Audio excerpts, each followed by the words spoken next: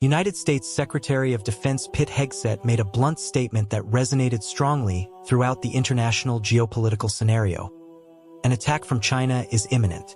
During his participation in the prestigious Shangri-La Dialogue, held in Singapore, Hegseth did not measure words by warning that the Chinese threat is no longer a distant hypothesis, but a concrete possibility that requires a rapid and coordinated response. He has asked the Indo-Pacific nations to arm himself, noting that the United States will defend their strategic interests in the region, based on the lessons learned in the Ukraine war. With just over 30 seconds of his speech, Hegseth's serious tone made it clear that we are facing a significant change in international security policy. He stressed that China represents a real and immediate threat to Indo-Pacific stability and global balance. The secretary stated that an eventual invasion of Taiwan would not be restricted to a regional conflict. It would have devastating consequences, directly affecting trade routes, economies, and even food security from various countries around the world. Shangri-La Dialogue, which is usually the scene of intense diplomatic discussions, has then transformed into a scenario of harsh warnings and alerts about the possibility of a conflict that can reshape the 21st century. China's response to Pete Hegseth's statements did not take long. Chinese government representatives accused the United States of fostering regional instability, claiming that by creating a narrative of confrontation, Washington tries to justify his increase in military presence in Indo-Pacific. Beijing once again reinforced his intention to control Taiwan, who considers a rebellious province, while Taiwan firmly insists on his sovereignty and independence, supported by Western allies. This exchange of accusations reinforces the growing tension and feeds the fear that a military climb is becoming inevitable. In his speech, Hegseth reinforced the request to Asian allies to increase their investments in defense, drawing a clear parallel with Europe. He recalled how the member countries of the North Atlantic Treaty Organization, NATO, considerably raised their military spending after Russian-Ukraine invasion in 2022. According to him, the same determination is now necessary in Indo-Pacific. It is not just territorial protection, but from preserving democratic values, ensuring freedom of navigation and preventing authoritarian regimes from expanding their sphere of influence by force. The proposal of the United States goes beyond a simple arms race. Hegseth highlighted the importance of establishing robust defense partnerships, exemplifying with the creation of radar maintenance centers in Australia and the encouragement of local drone production, elements considered fundamental to regional security. He emphasized that effective deterrent against a possible attack on China should not be based on the sole dependence of the American military power, but on close cooperation between the nations of the region. For Hegseth, only one network of strong alliances could contain Chinese advancement and ensure Indo-Pacific stability. At the same time, China has not been inert in the face of this strategic repositioning of the United States and its allies. Beijing continues to strengthen his military presence at strategic points of the region, performing military exercises on a large scale, promoting significant technological advances in sectors such as artificial intelligence, hypersonic weapons, and naval capacities. These actions are seen by international analysts as a clear attempt to ensure superiority in the case of a conflict, especially in a direct dispute scenario with Taiwan or a possible military blockade of sea routes that cross the southern sea of China. With this scenario, it is evident that the Indo-Pacific is becoming the main focus of global tension, where economic, military, and ideological interests intertwine in a complex way. Pete Hegseth's speeches in Singapore not only express American concern, but also act as a call to action for all countries who want to maintain current international order and prevent the balance of power from being irreversibly leaning for a single side. During his speech in Shangri-La's Dialogue, Pete Hegseth made a point of emphasizing that the lessons extracted from war in Ukraine must be fully applied to the context of the Indo-Pacific. He pointed out that the main lesson learned was the importance of rapid and efficient preparation to respond to imminent threats. The secretary emphasized that, just as Ukraine had to quickly organize his strength to resist Russian invasion, Indo-Pacific nations should anticipate any aggressive movement in China, investing not only in war equipment, but also in training, technology, and mobilization capacity. Hegseth drew attention to the concept of hybrid war, which combines traditional military operations with the use of advanced technologies and unconventional strategies. He mentioned the decisive role that drones played in the Ukrainian conflict, especially in the Black Sea region, where they were used for both direct attacks and for the collection of strategic information. According to the secretary, the same type of operation will be essential in Indo-Pacific, a region marked by extensive maritime areas and disputed islands. The ability to operate long-range drones, conducting cybership and promoting electronic war operations will, according to him, determined to ensure an advantage in any confrontation with China. Another point highlighted by Hegseth was the need to strengthen logistics and ensure a resilient supply chain. He warned that China can adopt vital trade routes blocking strategies, especially in the Strait of Malacca and the Southern Sea of China, where a significant portion of world trade passes. Just as Russia sought to interrupt the flow of grains and other essential products from Ukraine, China could try to restrict access to important resources and markets for Indo-Pacific economies.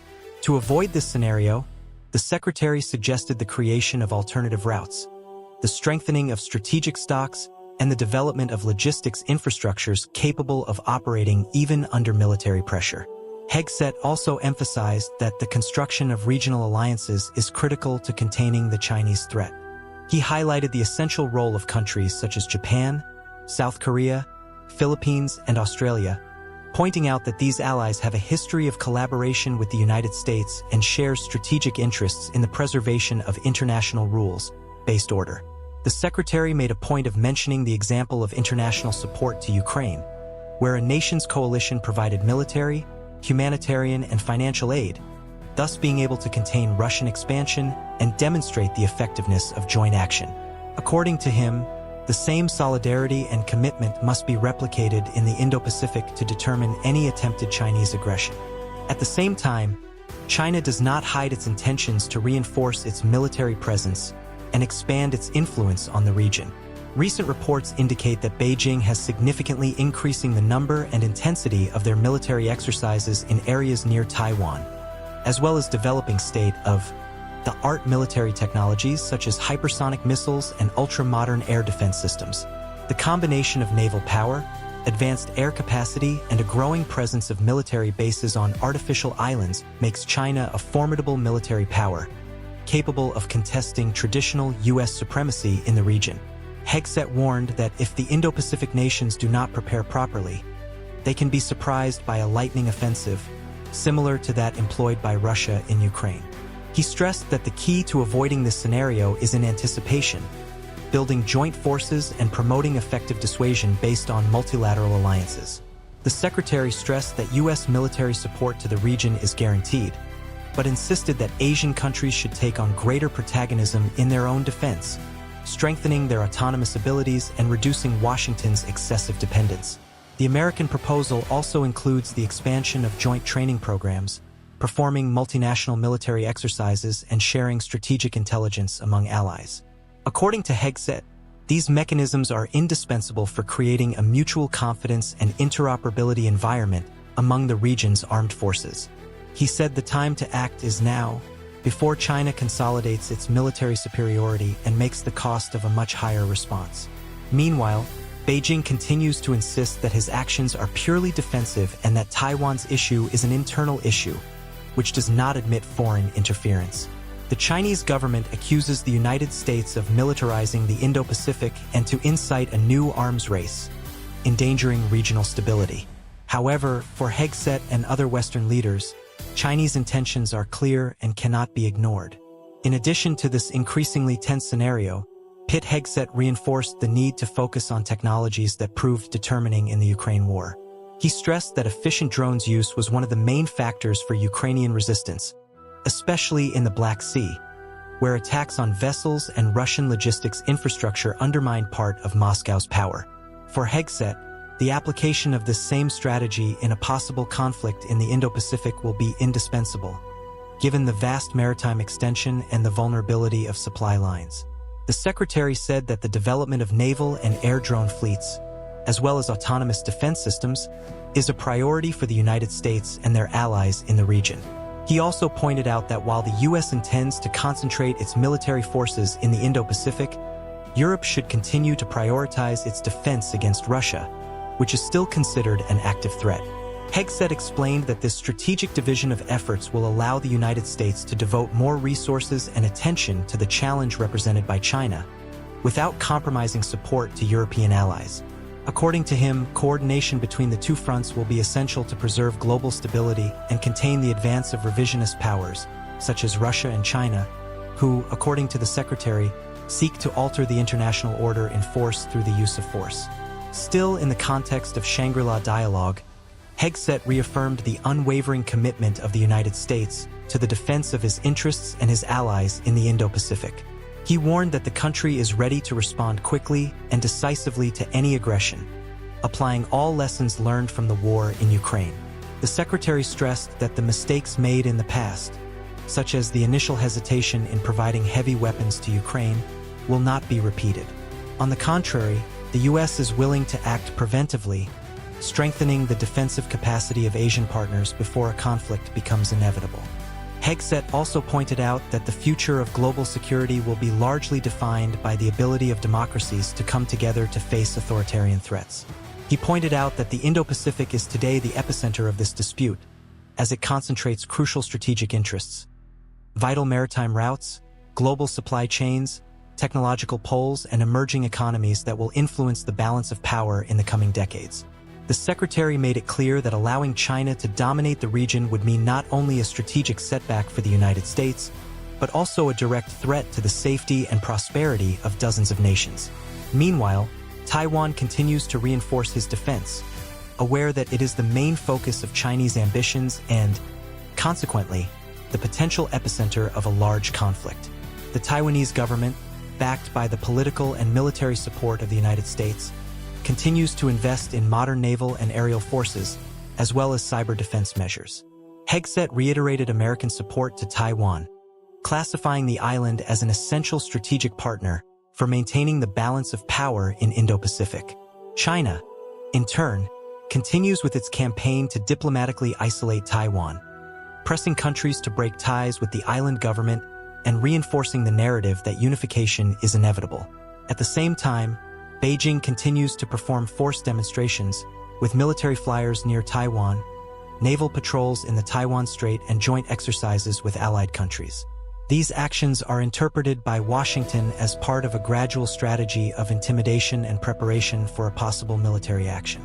In closing his participation in Shangri-La's dialogue, Pete Hegseth reiterated that the moment requires clarity, determination, and cooperation. He made a direct appeal to the region's leaders to abandon any illusion that stability can be kept without significant investments in defense.